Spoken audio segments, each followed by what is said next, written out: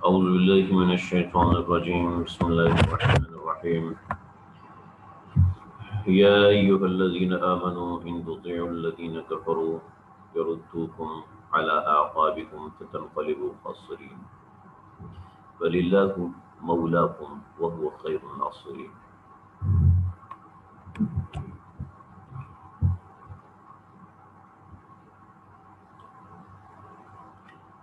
سورہ آل عمران آیت نمبر 150. آج ہمارا درس یہاں سے شروع ہو رہا ہے.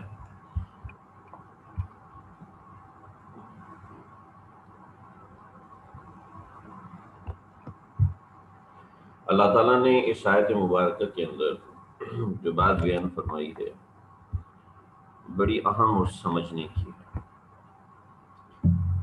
مسلمانوں کی کامیابی کا راز ان کے حمایتیوں کے اندر ہے، ان کے دوستوں کے اندر، کہ جیسے ہمارے دوست ہوں گے، جیسے ہمارے مشیر ہوں گے، اس نوعیت کی ہماری کامیابی ہوگی. ہمارے دوست اور ہمارے مشیر جس نوعیت کے ہوں گے، ہمیں اس نوعیت کے حالات کا سامنا ہوگا، اس نوعیت کے معاملات کا سامنا ہوگا. اور ہمارے دوست اگر اچھے نہیں ہوں گے تو پھر ہمیں اس طرح کا معاملہ پڑے گا. چنانچہ غزوہ احد کے اندر جو مسلمانوں کو شکست ہوئی، اس کے بہت سے اسباب اللہ رب العزت نے ضمن یہاں پر ذکر فرمایا. کیونکہ اوپر مسلمانوں کے 2 قبیلوں کا بھی ذکر آیا، اور 2 قبیلوں میں یہ مسئلہ بھی تھا کہ یہ قبیلے ایسا نہ ہو، وہ قبیلے کچھ غلط نوعیت کی چیز بھی سوچ رہے تھے. تو اس کے حوالے سے بھی میں نے بات واضح کر دی. ان آیات کے اندر بھی وہی چیز ہے. دیکھیں، میں نے یہاں پر کچھ بنیادی چیزیں سائڈ پہ لکھی ہیں. وہ یہ ہیں کہ دیکھیں،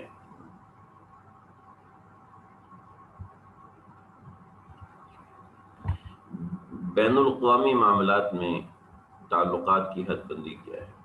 جو آج کل خاص طور پہ مضمون ہے، پتہ نہیں IRR کیا ہے، انٹرنیشنل ریلیشن شپ، جو IRR کے نام سے مضمون پڑھایا جاتا ہے اور ماسٹرز کیا جاتا ہے. بین الاقوامی تعلقات کے حوالے سے بڑی ضرورت ہے کہ اس کی تشخیص نوعیت پہ کی جائے کہ مسلمانوں کے بین الاقوامی تعلقات کیسے ہونے چاہیے. یہ بڑا ضروری مضمون ہے، اور اس مضمون کے اندر سوچ بچار کرنی چاہیے، سمجھنا چاہیے کہ ہمارے بین الاقوامی تعلقات کی حد بندی کتنی ہونی چاہیے. ہمارا ملک پاکستان کی بات کروں کہ بے شمار جگہوں پر بہت زیادہ نقصان اٹھا رہا ہے. اس کی وجہ ہے کہ ہمارے بین الاقوامی تعلقات اچھے نہیں ہیں. بین الاقوامی ہمارے تعلقات کے اندر بہت بڑی بڑی خرابیاں ہیں کہ ہم اپنے ملک کے اندر سود کا نظام چلا رہے ہیں، اس لیے کہ ہمیں ورلڈ بینک سے قرضہ لینا پڑتا ہے، اور اس نوعیت کی چیزیں ہوتی ہیں. ان کے بہت سے مطالبات، اب قرضے کے ساتھ ان کے بہت سے مطالبات ہیں جو کہ جائز نہیں. جیسے آپ مجھے قرض دیتے ہیں، اور قرض دینے کے بعد آپ کہتے ہیں دیکھو یہ پیسے نا آپ نے فلاں کاروبار میں نہیں لگانے، تو یہ جو شرط لگانا یہ جائز نہیں. اسی طریقے سے ہمیں جو قرضہ ملتا ہے ورلڈ بینک کی طرف سے یا دوسرے جو انٹرنیشنل مارکیٹس ہیں، تو اس کے اندر بہت سی شرائط لگتی ہیں. آپ اپنے ملک میں یہ نہیں کر سکتے، آپ کے ملک میں ایڈورٹیزمنٹ اس نوعیت کی ہوگی، چنانچہ وہ ایڈورٹیزمنٹ اس نوعیت کی کرنی پڑتی ہے ہمارے ملک کے اندر. اگر ہم نہیں کرتے، ہمارے ایڈس کے اندر گندگی نہیں آتی، تو وہ کہتے ہیں جی تو آپ کے ایڈز ایسے نہیں چل رہے، لہٰذا آپ کو چاہیے ہمارا قرضہ فوراً واپس کریں. تو بین الاقوامی تعلقات کی بڑی اہمیت ہے. میں نے صرف ایک چھوٹا سا اشارہ دیا ہے، بڑا ضروری ہے اس چیز کو سمجھنا، کیونکہ ہم لوگ اپنے اصلاحی بیانات کے اندر چونکہ اس چیز کا ذکر کر نہیں سکتے، اور تو عام طور پہ لوگ یہ سمجھ رہے ہوتے ہیں کہ جناب ان کو تو کچھ پتہ ہی نہیں ہے باقی دنیا کا. لیکن قرآن مجید کے اسطور کو، قرآن مجید کے معاملات کو سمجھنے کے لیے چیزوں کو جاننا بہت زیادہ ضروری ہے. میں بہت سے لوگ جو ایسے ہیں جو بین الاقوامی تعلقات کو سمجھتے ہیں، پڑھتے ہیں، سیاسیات کے بارے میں نالج رکھتے ہیں، تو وہ اس عنایات کو بہت اچھے طریقے سے سمجھ سکیں گے کہ ہمارے بین الاقوامی تعلقات جو ہیں، ہمارے ملکوں کے بین الاقوامی تعلقات، اس کے اندر بہت سی چیزیں ایسی ہوتی ہیں جس کی وجہ سے ہمیں بہت بڑے بڑے نقصان اٹھانے پڑتے ہیں. چنانچہ ہمارا ملک بہت سے نقصان اس طرح کے اٹھا رہا ہے، جس کو آپ بآسانی دیکھ سکتے ہیں، سمجھ سکتے ہیں. اگر ہم IMF جو پاکستان کو لون دیتا ہے، اس کی شرائط اگر ہم پڑھیں تو ہمیں نظر آئے گا کہ IMF کے لونز کی شرائط، ہمارے ملک کے اندر جو مہنگائی بڑھنے کی وجہ ہے وہ حکومتیں نہیں ہوتی ہیں، وہ IMF کے لونز ہوتے ہیں کہ ان کی جیسے جیسے شرح بڑھتی جاتی ہے ویسے ویسے ملک کے اندر پابندیاں اور ملک کے اندر مہنگائی اور پیٹرول کا ریٹ اور دوسرے ملکوں کی کرنسی کا ریٹ جب بڑھتا ہے تو پھر ڈیفینیٹلی ملک کے تعلقات خراب ہوتے ہیں دوسرے ملکوں کے ساتھ، کیونکہ ان کے قرضے ادا کر نہیں پاتا اور مستقل نقصان میں جاتا ہے. چنانچہ ہمارا ملک جا رہا ہے. چنانچہ جب وہ تمہارے اوپر پابندیاں لگائیں گے اس نوعیت کی، وہ تمہارے شدید نقصان کا باعث بنے گی. چنانچہ یہاں میں نے تھوڑا سا اشارہ دیا. بین الاقوامی تعلقات کی حد بندی. چنانچہ یاد رکھیں کہ وہ تمہارے دوست نہیں بن سکتے، لہذا تم بھی ان کو دوست نہ بناؤ. وجہ کہ کفار ہم سے دوستی نہیں رکھتے، اس وجہ سے نہیں کہ ہمارے دل میں میل ہے، بلکہ اس وجہ سے کہ وہ ہمارے دوست بن نہیں سکتے کیونکہ ان کے دل صاف نہیں ہے. سمجھ رہے ہیں؟ بہت سے لوگ جیسے کوئی چوری کر کے بھاگا تو اب ہمارے شادی کے ساتھ ایک واقعہ ہوا. ایک چور ہے، وہ چوری کر کے بھاگا، اس کا جیب کاٹا اور بھاگا.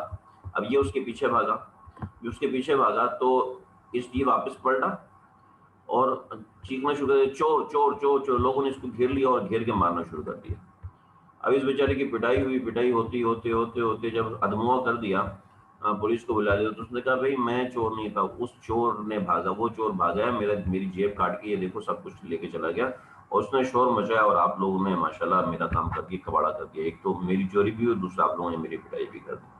تو ایسے ہی یہ لوگ اس طریقے سے معاملہ کرتے ہیں کہ یعنی معاملہ ان کی طرف سے گندا ہے، ان کی طرف سے میلا ہے، لیکن وہ چور ہمیں بنا رہے ہوتے ہیں. تو یا ایھا الذین آمنوا، اے ایمان والو، ان تطیعوا الذین کفروا، اگر تم کافروں کی اطاعت کرو گے، یردوکم علی اعقابکم، تو یہ تمہیں ایڑیوں کے بل پھیر دیں گے، فتنقلبوا خاسرین، اور تم خسارے والے ہو جاؤ گے. اے ایمان والو جن لوگوں نے کفر اپنا لیا، یا ایھا الذین آمنوا، اے ایمان والو، ان تطیعوا، اگر تم اطاعت کرو گے، الذین کفروا، ان لوگوں کی جنہوں نے کفر اپنایا، یردوکم علی اعقابکم، وہ تو تمہیں الٹے پاؤں پھر لوٹا دیں گے. یردوکم لوٹا دیں گے، علی اعقابکم تمہیں الٹے پاؤں، یعنی تمہیں یہ ایک محاورہ ہے، مطلب تمہیں کفر کی طرف پھیر دیں گے، یعنی تم سے حرکات کرائیں گے کفریہ. جیسے میں نے آج آپ کو بتایا کہ ہمارے ملک میں ایڈورٹیزمنٹ کی جا رہی ہے، ہمارے ملک میں ڈرامے چل رہے ہیں، ہمارے ملک میں اس نوعیت کی تحریکیں چل رہی ہیں جو کہ خالصتاً کافرانہ تحریکیں ہیں. مسلمانوں کو ان تحریکوں سے، جیسے عورت مارچ ہے، اس کے اندر جو تحریکیں چل رہی ہیں وہ ساری کافروں والی تحریکیں چل رہی ہیں، کوئی مسلمانوں والی تحریک تھوڑی چل رہی ہے. اس کے اندر کون سی وہ قرآن کی آیت لے کر آئے ہیں، کون سی حدیث لے کر آئے ہیں، کون سا انہوں نے ایسی بات کی ہے کہ رسول اللہ صلی اللہ علیہ وسلم جو ہمیں حق دیے ہیں وہ ہمیں دیے جائیں. تو یردوکم علی اعقابکم، آپ کو جنڈر گیپ کے نام سے اس نوعیت کی تحریکیں کرنی پڑتی ہیں، آپ کو اس نوعیت کے نام سے ایسی تحریکیں کرنی پڑتی ہیں، آپ کو ایڈورٹیزمنٹ کے نام پر فحاشی اور بے حیائی کروانی پڑتی ہے اپنے ملکوں کے اندر. کیا مجبور ہیں؟ کیونکہ آپ ان کی اطاعت کر چکے ہیں، کیونکہ ان سے پیسے لے چکے ہیں. فتنقلبوا خاسرین. لیکن یاد رکھنا یہ جو تمہیں کریں گے یہ ایسے نہیں کریں گے، بلکہ تم ایسا کر کے سخت فتنقلبوا، تم پلٹ کر خاسرین، سخت نقصان اٹھاؤ گے. آج آپ دیکھ رہے ہیں یہ آیت 1400 سال پہلے نازل ہوئی، لیکن آج یہ آیت اپنی زبان سے بول رہی ہے. جی اگر ہم IMF وغیرہ اور اس نوعیت کی چیزیں ان کے پیچھے نہیں چلیں گے تو ہمارا ملک ترقی کیسے چلے گا؟ اللہ کہتے ہیں فَلِلَّهُ مَوْلَاكُمْ، اللہ تمہارے مددگار ہیں، اللہ تمہارے حامی ہیں، اللہ تمہارے حامی ہیں. اور کیسے ہمیں؟ وَهُوَ خَيْرُ النَّاصِرِينَ، وہ بہترین مددگار ہے. امید ہے بات سمجھ میں آ گئی ہوگی. چنانچہ جن مسلمانوں نے غزوہ احد کے اندر کفار کی بات مانی تو ان کو اس نوعیت کا وسوسہ پیش آیا جس کا پیچھے ذکر کر چکے. اب اگر ہم اللہ کی بات مانیں گے تو کیسے آئیں گے؟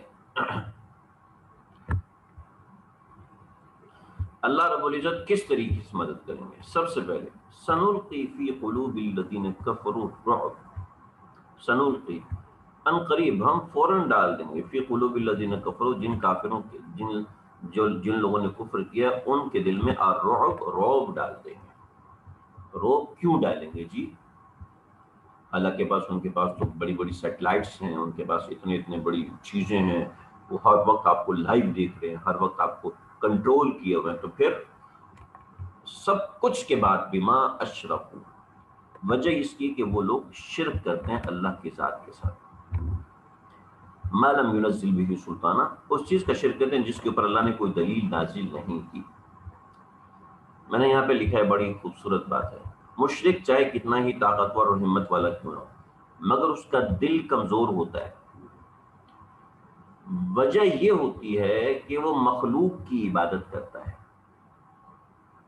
سمجھ رہے؟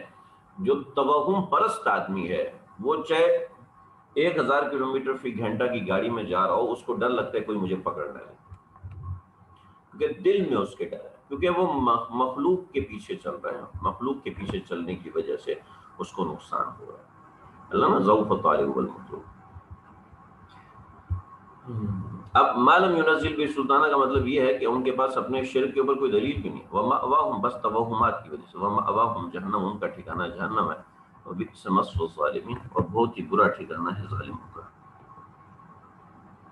یہ بات سمجھ میں آ گئی ہوگی، بہت ہی برا ٹھکانہ، یہ بدترین ٹھکانہ، بئسا برا ٹھکانہ، یہ بدترین، بئسا بدترین کہے، برا نہ کہے، بدترین، میں نے برا تو چھوٹی ہے، بدترین سپرلیٹو۔ وَلَقَدْ صَدَقَكُمُ اللَّهُ وَعْدَهُ، پھر اللہ تعالیٰ مسلمانوں کو یاد بھی دلا ہے،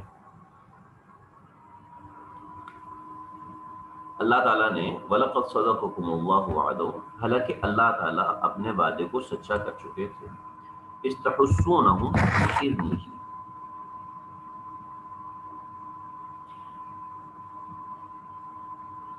استحسونہم، جب تم قتل کر رہے تھے ان کو بِإِذْنِهِ، اللہ کے حکم سے۔ میں نے بتایا تھا غزوہ بدر کے غزوہ احد کے شروع میں مسلمانوں نے کفار کو قتل کرنا شروع کر دیا تھا اور مسلمانوں کو فتح ہو گئی تھی۔ پچھلے سبق میں، ہمارے سبق میں ایک صاحب نے اس کی تصویر بنائی تھی، بڑی خوبصورت تصویر بنائی تھی، کہ پہلا نقشہ، پھر دوسرا نقشہ، پھر تیسرا نقشہ، کہ یہ دیکھیں کہ مسلمانوں نے جب پہلے کفار کی تین قسم کی صفیں تھی، مسلمانوں کی ایک قسم کی صف تھی، تو یہاں پر کفار کو 20 کفار آئے، ان کو شکست ہو گئی، اور پھر اس کے بعد یعنی 20 باری باری کر کے شکست ہو گئی، پھر یہ سارے بھاگے، تو اللہ رب العزت کے حکم سے یہ لوگ قتل ہونا شروع ہوئے، پھر جب دوبارہ انہوں نے کیا تو اس کا یہاں پر ذکر ہے۔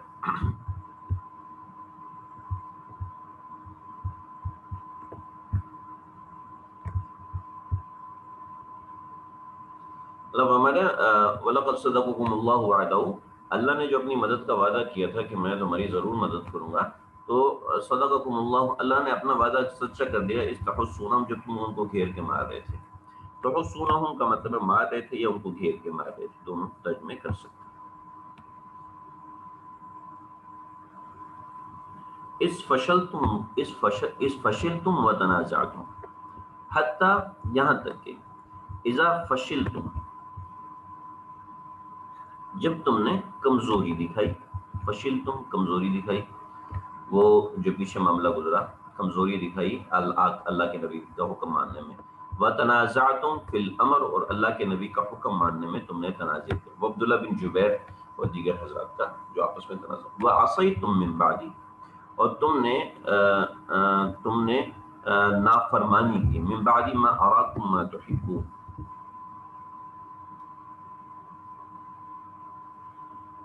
جب تم کو دکھائی اللہ تعالیٰ نے ما تحبون، جو تمہیں پسندیدہ ہے، جو تمہاری چیز پسندیدہ ہے، اللہ نے جب تم کو دکھائی تو اس کے بعد تم نے نافرمانی، وعصیتم، تم نے نافرمانی کی، من بعد ما اراکم ما تحبون، ما تحبون، جو اللہ نے تمہاری پسندیدہ چیز تم کو دکھائی، اس کے بعد تم نے نافرمانی کی۔ اب سب لوگ مال غنیمت پر ٹوٹ پڑے، تو ٹوٹ پڑنے کے بعد کیا ہے؟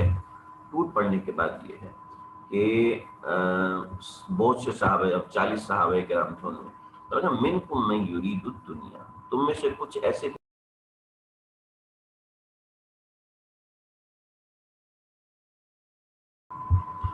تو بات یہاں تک پہنچی تھی کہ منکم من یرید الدنیا، تم میں سے کچھ ایسے تھے جو کہ دنیا چاہتے تھے، ومنکم من یرید الآخرہ، تم میں سے کچھ ایسے جو کہ آخرت چاہتے تھے، ثم صرفکم عنہم لیبتلیکم،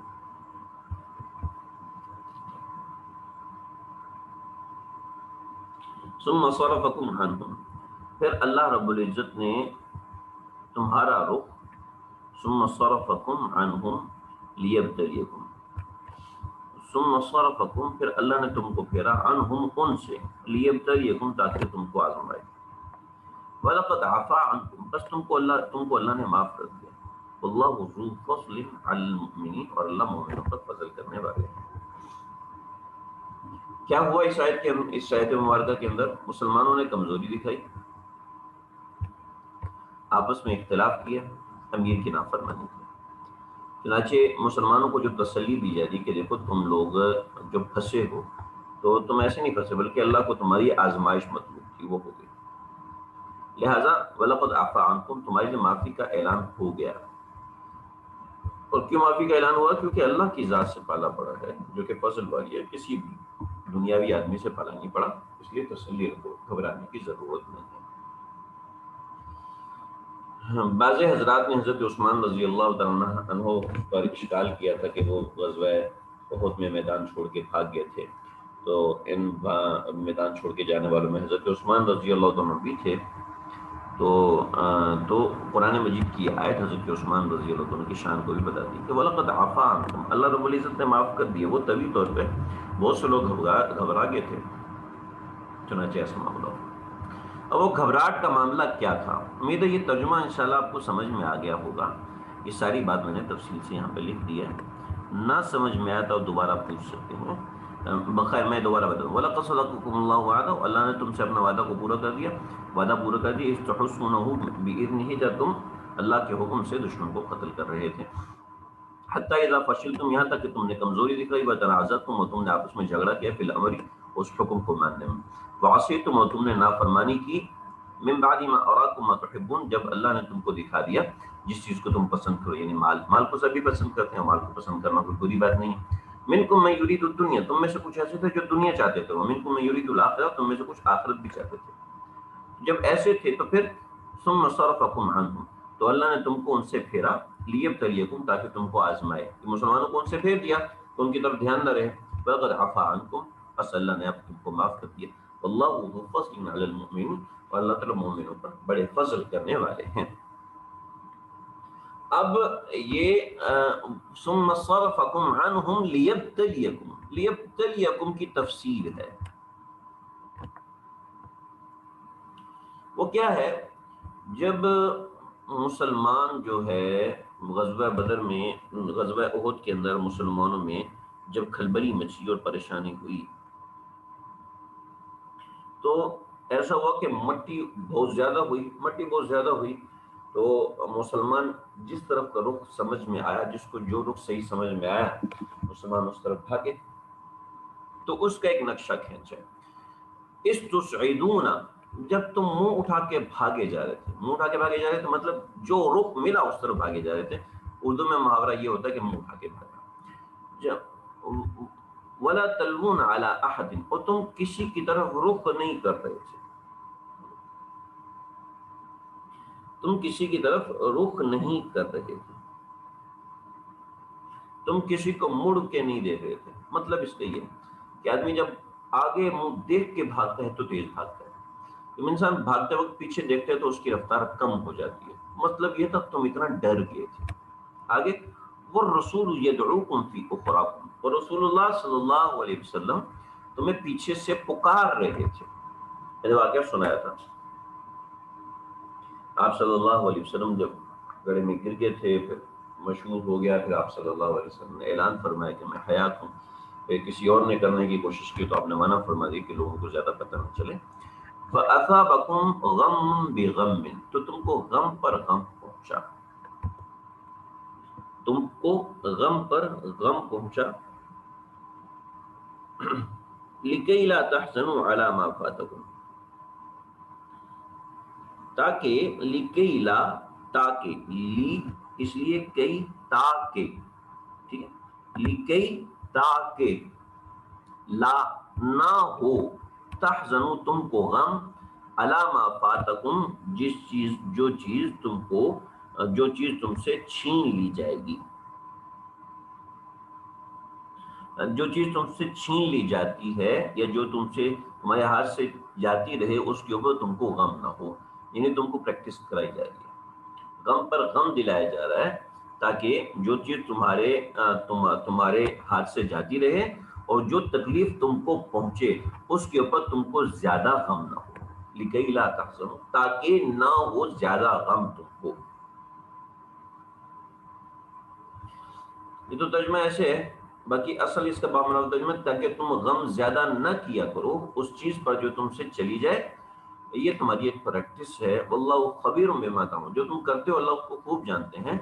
کیا مطلب یہ ہے کہ آج اللہ کے نبی تمہارے اندر موجود ہیں، کل اگر تمہارے اندر نہیں ہوں گے تو ایسا نہ ہو کہ تمہارے لیے یہ صدمہ ناقابل برداشت ہو جائے اور تمہارے لیے ایسی پریشانی کا باعث بن جائے کہ تم اس صدمے کو برداشت ہی نہ کر سکو۔ ایسا نہیں ہونا چاہیے کہ مسلمانوں کو ہر حال میں، بڑے سے بڑے صدمے میں، بڑی سے بڑی تکلیف میں مسلمانوں کو کنٹرول میں رہنا چاہیے۔ مسلمانوں کو اپنے کنٹرول کبھی بھی لوز نہیں کرنے چاہیے، چاہے ان کے اوپر کتنا بڑا صدمہ ہو۔ غم بغم کہ بہت سارے غم ہیں۔ ایک غم دشمن کے غالب آنے کا تھا، ایک غم اپنے مارے جانے اور زخمی ہونے کا تھا، ایک غم رسول اللہ صلی اللہ علیہ وسلم کے سر مبارک کے زخمی ہونے، آپ کے دندان مبارک کے شہید ہونے کا، ایک غم آپ صلی اللہ علیہ وسلم کے شہادت کی جھوٹی خبر کے مشہور ہونے کا تھا، ایک غم فتح کے بعد شکست کا تھا، ایک غم منافقین کی شماتت کا تھا، یعنی منافقین نے جو چھوڑ دیا مسلمانوں کو درمیان میں، اس کا تھا۔ تو اس غم پر غم دینے کی حکمت و مصلحت یہ تھی کہ آئندہ تمہیں پختگی پیدا ہو جائے۔ واللہ خبیر بما تعملون، یہ ساری بات میں نے یہاں بتا دی، امید ہے بات سمجھ میں آ گئی ہوگی۔ اگر نہ سمجھ میں آئے تو آپ کو اس کو ایک دو دفعہ سن لیجیے گا تاکہ اچھے سے سمجھ میں آئے۔ پھر کیا ہوا؟ ثم انزل علیکم من بعد الغم امنا۔ بڑی مزیدار بات ہے، یہ بات ایسے سمجھ میں نہیں آئے گی، مجھے بھی نہیں آتی تھی، تو مجھے جو سمجھ میں اس کی میں آپ کو روایت سناتا ہوں۔ میرا زندگی میں واسطہ رہا، کئی فوجی حضرات سے واسطہ رہا جنہوں نے ان جنگوں میں حصہ لیا، انڈیا پاکستان کی کئی مورچوں میں آگے رہے، تو کئی ایسے لوگوں سے میرا چند ایک مرتبہ واسطہ پڑا۔ میرے والد صاحب بھی ان میں، تو اللہ ان کو زندگی دے، صحت دے، برکتیں دے۔ تو بتاتے ہیں کہ عین جنگ کی حالت میں کبھی ایسا ہوتا کہ 24 گھنٹے 48 گھنٹے فائر جاری ہے۔ اب انسان کتنا بھی مضبوط ہے لیکن وہ 18 گھنٹے سے زیادہ نہیں جاگ سکتا۔ اگر وہ جاگے گا 24 گھنٹے یا 24 گھنٹے سے اوپر، جیسے ڈاکٹر حضرات کی ڈیوٹی لگتی ہیں وہ 36 گھنٹے جاگتے ہیں، لیکن اس کے بعد ایک عادت ہوتی ہے، ختم ہو جاتی ہے، بس اس کے بعد وہ کچھ نہیں کر سکتے، بلکہ سے کتنا ہی اہم آپریشن ہو وہ نہیں کر سکتے، 36 گھنٹے جاگے گا، یعنی وہ اسپیشل لوگ ہوتے ہیں، ڈاکٹر لوگ ٹرینڈ ہوتے ہیں، ایسے فوجی حضرات بھی ٹرینڈ ہوتے ہیں، وہ میکسیمم 4 دن 5 دن جاگ سکتے ہیں، لیکن اس کے بعد نہیں جاگ سکتے۔ لیکن جیسے جیسے وقت آگے گزرتا جاتا ہے تو ان کی برداشت کا لیول وہ ہے کمزور ہوتا جاتا ہے، اور کمزور ہوتا ہے اور کمزور ہوتا ہے، بلاخر وہ ایسا ہوتا ہے جیسے آج کل جو کرونا کا مرض ہے، اس میں جو مریض کو توڑنے والی چیز ہوتی ہے کہ وہ سو نہیں سکتا، جو مریض سو جاتا ہے تو وہ ٹوٹتا نہیں ہے، اور جو مریض سو نہیں سکتا بس پھر وہ ٹوٹتا جاتا ہے۔ مضبوط سے مضبوط برداشت والے لوگ بالآخر مر جاتے ہیں کورونا کی وجہ سے، وہ سو نہیں پاتے، تو یہ وجہ ہوتی ہے۔ تو میدان جنگ کے اندر مجھے کئی حضرات نے بتایا کہ عین دشمن فائرنگ کر رہا ہے، مجھے نہیں پتا کون سی گن ہوتی ہے، لیکن انہوں نے کہا زڑگئی جب چل رہی ہوتی ہے تو اس وقت کوئی بندہ سر نہیں اٹھا سکتا۔ کہنے لگے کہ کئی مرتبہ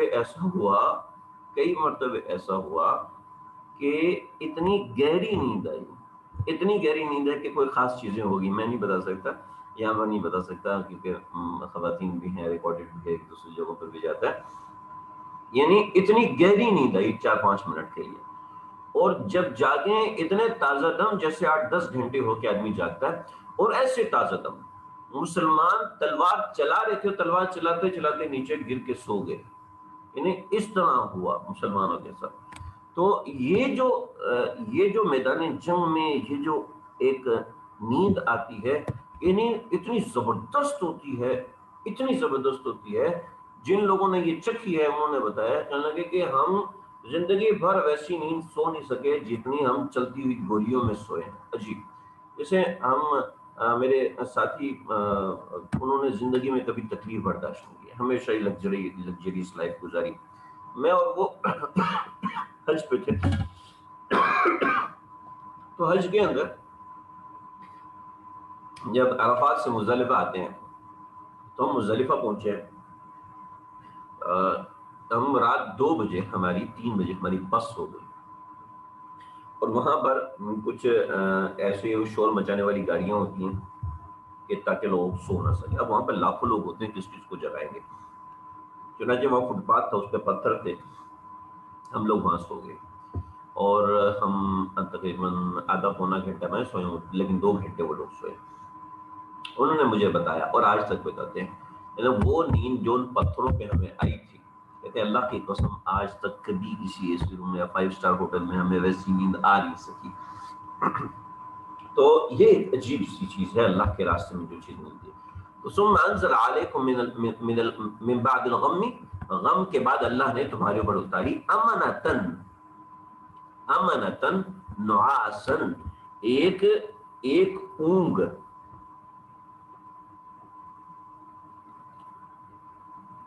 اللہ نے تمہارے اوپر تمانیت نازل کی اونگ کی صورت میں.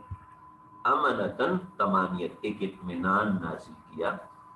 بعد الغم امنتن نعاسن، نعاس یعنی اونگ کی صورت میں، یعنی وہ نیند نہیں ہوتی جو میں نے نیند سے تعبیر کیا نا، وہ نیند نہیں ہوتی، ایک اونگ سی ہوتی.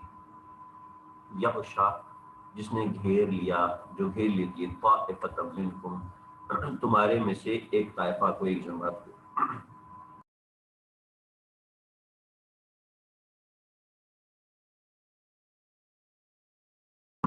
میرا خیال یہ ہے کہ آج میرے انٹرنیٹ کا ارادہ نہیں ہے ہمیں پڑھنے دینے کا.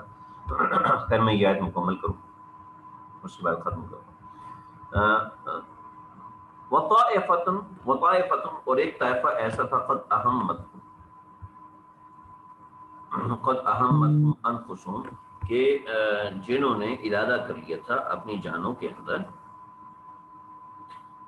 یعنی قد اہمتہم انفسہم، کہ ان کو اپنی جانوں کی پڑی ہوئی تھی. لفظی ترجمہ ہے، جنہوں نے ارادہ کر لیا تھا اپنی جانوں کے اندر. یہ کوئی ترجمہ بنتا نہیں ہے، تو اس لیے قد اہمتہم انفسہم، ان کو اپنی جانوں کی پڑی ہوئی تھی. یظنون باللہ غیر الحق، وہ اللہ رب العزت کے بارے میں ایسی بات سوچ رہے تھے جو کہ ٹھیک نہیں. ظن الجاہلیت، جاہلیت والی بات ہے، یعنی یہ منافقوں کا ذکر ہے، میں نے یہاں پر ذکر کر دیا. یقولون، وہ کہتے تھے، حل لنا من الامر من شیء، ہمارا کوئی اختیار نہیں ہے. یعنی ہم نے جو مشورہ کیا تو وہ مان لیتے نا.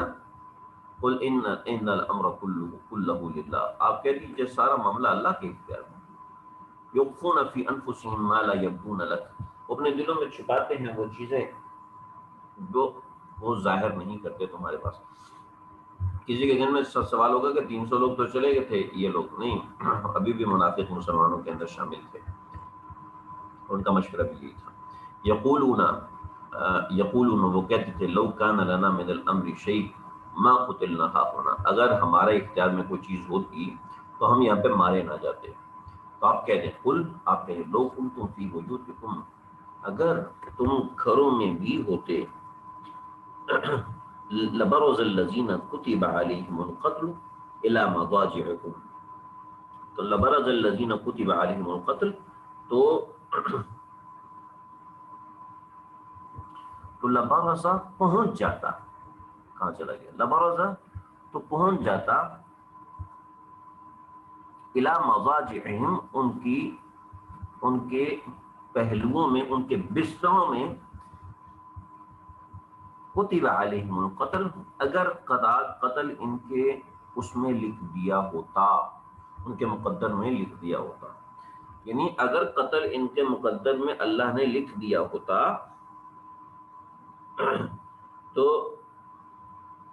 تو وہ خود باہر نکل کر اپنی قتل گاہوں تک پہنچے. مضاجعکم کا ترجمہ میں نے غلط کیا، مضاجعکم تتجافى جنوبهم عن المضاجع، تو میرا ترجمہ وہ آ گیا، وہ ذہن میں آ گیا، وہ یہ ترجمہ ذہن مزاجی کا ترجمہ قتل کا ہے. لبرزا تو پہنچ جاتے مضاجعہم اپنی قتل گاہوں کی طرف. لو کتب علیہم القتل اگر ان کے اوپر قتل مقدر لکھ دیا ہوتا، یعنی جہاد کی وجہ سے کوئی نہیں کر مرتا، بلکہ جب اللہ رب العزت نے لکھ دیا ہے کسی شخص نے مرنا ہے تو وہ مر کے رہتا ہے. وَلِيَبْتَلِيَ اللَّهُ مَا فِي صُدُورِكُمْ اللہ رب العزت نے یہ کیوں کیا؟ یہ سب اس لیے ہوا تاکہ آزمائے، لیبتلیہ تاکہ آزمائے اللہ اس چیز کو ما فی صدورکم جو تمہارے دلوں میں ہے، وَلِيُمَحِّصَ مَا فِي قُلُوبِكُمْ اور کھرچ کر نکال دے، میل کچیل کو دور کر دے جو تمہارے دلوں میں ہے، فی قلوبکم جو تمہارے دلوں میں ہے اس میل کچیل کو نکال دے. چنانچہ منافقوں کا پتہ چل گیا کہ وہ ایسے کہہ رہے تھے، مومنوں کا پتہ چل گیا کہ وہ یہ کہہ رہے تھے. واللہ علیم بذات الصدور اور اللہ تعالیٰ دلوں کے بھید کو جاننے والے ہیں. ان الذین تولوا منکم یوم التقى الجمعان ان الذین تولوا منکم بے شک وہ لوگ جو اس دن پیٹھ پھیر کر بھاگے. ان الذین بے شک وہ لوگ تولوا تم میں سے پیٹھ پھیر کر بھاگے یوم التقى الجمعان اس دن جس دن دونوں لشکر ایک دوسرے سے ٹکرائے تھے. انما استزلهم الشیطان ببعض ما کسبوا ان کا قصور نہیں تھا بلکہ شیطان نے ان کے بعض اعمال کی وجہ سے ان کو پھسلا دیا تھا. یہ وجہ میں نے لکھی ہے، بیان کرنا مجھے مناسب تھوڑا سا نہیں لگ رہا. وَلَقَدْ عَفَا اللَّهُ عَنْهُمْ اللہ نے معاف کر دیا، یعنی پیچھے تم سے کوئی گناہ ہوا تھا، میں بس بات واضح کر دوں، پیچھے کوئی لغزش ہوئی تھی، اس لغزش کی وجہ سے ایسا ہوا کہ اللہ نے یہاں پر ان سے وہ کرا دیا، کیونکہ ایک گناہ دوسرے گناہ کو بھیجتا ہے. لیکن کسی دوسرے کو حق نہیں کہ ان کے اوپر بولے، کیونکہ وَلَقَدْ عَفَا اللَّهُ عَنْهُمْ اللہ نے ان کو معاف کر دیا. ان اللہ غفور حلیم اللہ تعالیٰ بہت معاف کرنے والے ہیں اور بہت ہی حلیم ہیں، یعنی بردبار ہیں. بردبار کا مطلب ہے کہ اللہ رب العزت اس چیز کو برداشت کرنے والے ہیں، ایسا نہیں ہے کہ اسی چیز کو پکڑ کے بیٹھ جاتے ہیں. اللہ مجھے آپ ہم سب کو سمجھنے کی توفیق عطا فرمائے. بس سبق ہو گیا آج نہیں.